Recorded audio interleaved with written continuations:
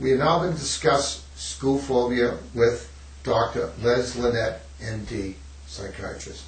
Dr. Linet. Hello. School phobia essentially is avoidance of going to school.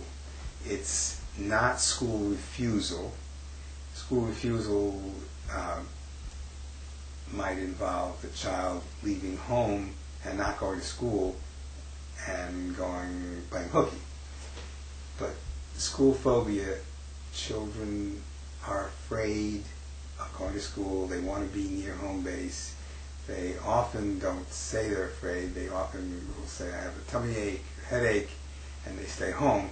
They're perfectly comfortable at home. These are not truant kids. They are truly afraid.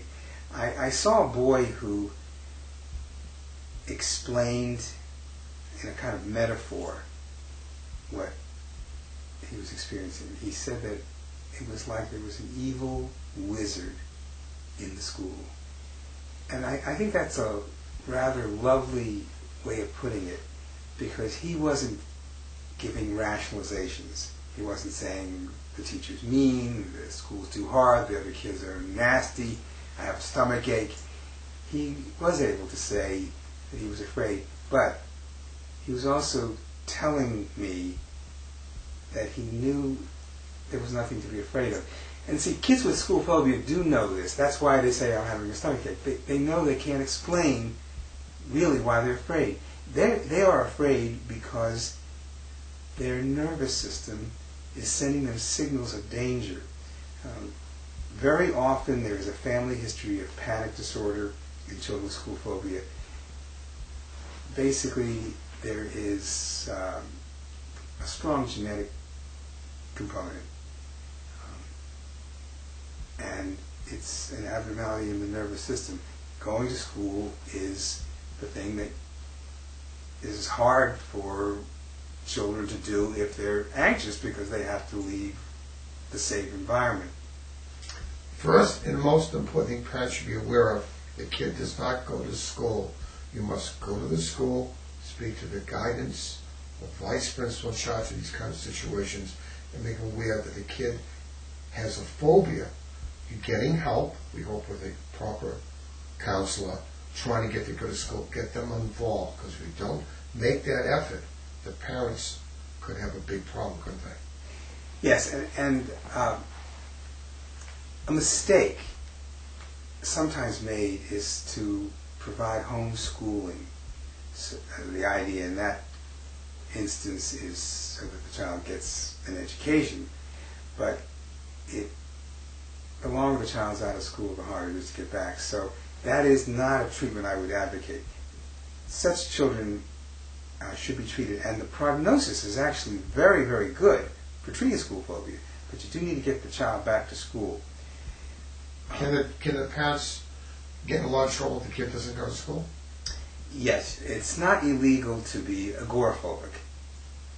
I'm afraid to leave your home if you're an adult, but it's against the law to not go to school. We have compulsory education in the United States. So parents, not only do you as a parent want to take care of your child and take care of problems, but you are going to be in legal trouble. You potentially can be in legal trouble if you don't do something about this. What, as a psychiatrist, if a person brought their child to you into school phobia, how would you approach this problem? It has an excellent prognosis, either without medicine or with medicine. There are cases, though, that are difficult. This is always the case, and sometimes one has to use medicine because the child is in such distress trying to get to school. There was an interesting study done several years ago in which children were in two groups, a placebo group and a medication group. And in both groups, they were also involved in talking treatment, and the parents were instructed to get the child back to school, to do whatever they had to get the child back to school, not just to bring them to the doctor. And in the non-medication group, about half the children after 3 weeks or so were back at school.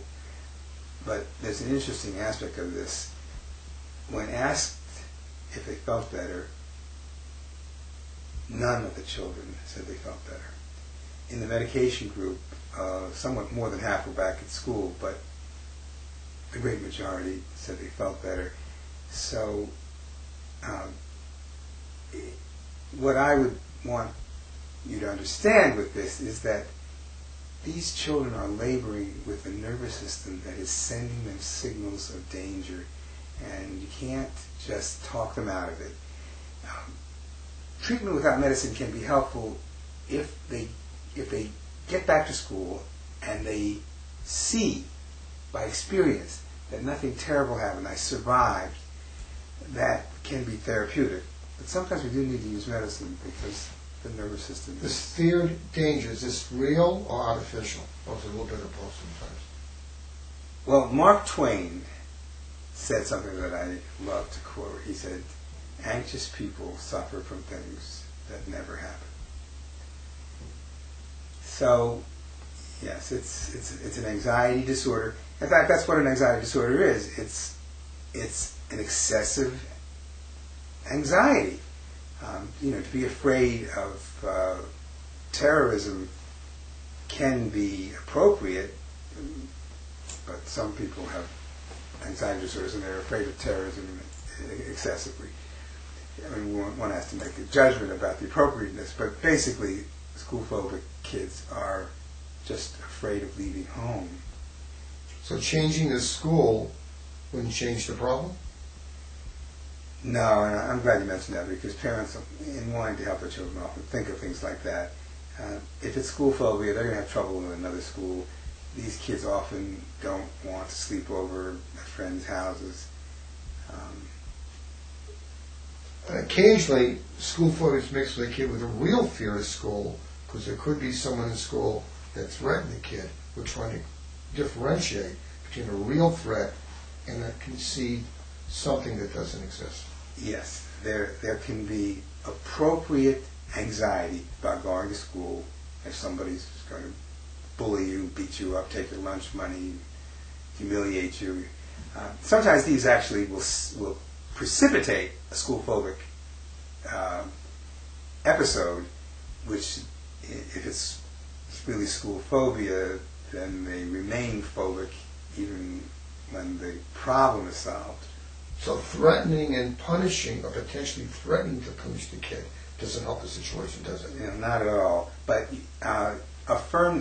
when I treat kids with this, I do try to help parents do something that's hard for parents to do, and that is get their child into school.